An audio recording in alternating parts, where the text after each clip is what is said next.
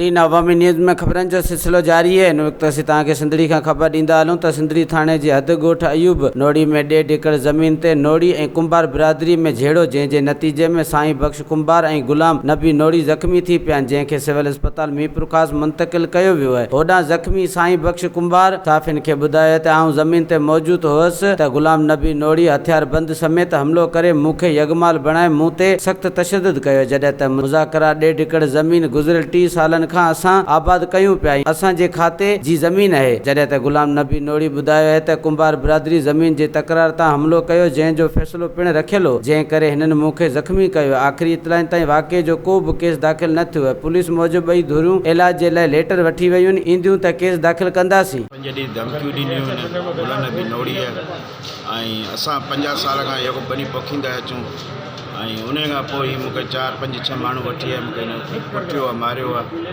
ऐं मूंखे बेहोश करे घणी धक्का ॾियो हलियो। वधीक ख़बरनि ऐं तफ़सील जे लाइ विज़िट कयो असांजी वेबसाइट awamiNewsHD.com ऐं ॾिसंदा रहो अवामी न्यूज़ HD।